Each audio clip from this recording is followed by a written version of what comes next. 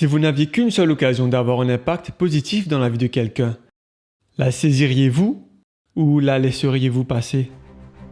Des occasions insolites ne se produisent pas tous les jours. Donc, quand elles se présentent, vous devez simplement les saisir. En 1992, lorsque le rideau de fer tomba, une occasion unique se présenta à l'Église adventiste.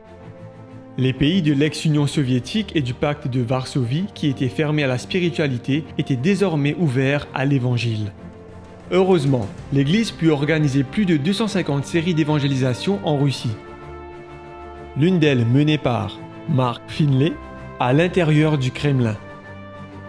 La même où le pouvoir avait déclaré la religion morte et l'athéisme religion d'État.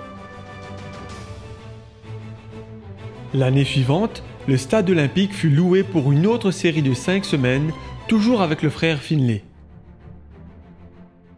À la suite de ces efforts, le nombre de membres adventistes dans l'ex-Union soviétique passa de 35 000 à 85 000 en seulement 3 ans après la chute du mur de Berlin.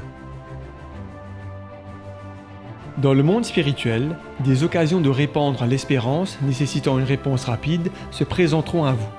Cela étant dit, la Conférence générale a créé un financement commun appelé Fonds de solidarité qui permet à l'Église de répondre rapidement aux projets urgents dès qu'ils se présentent.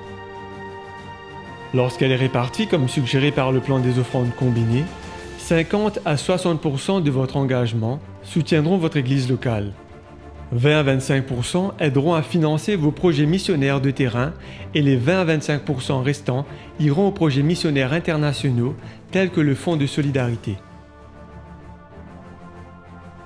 Vous pouvez également donner vos offrandes volontaires directement à ce fonds en plus de votre engagement, en cochant Fonds de secours sur votre enveloppe ou en visitant adventistmission.org/donate et en sélectionnant General Conference Unusual Opportunity Fund.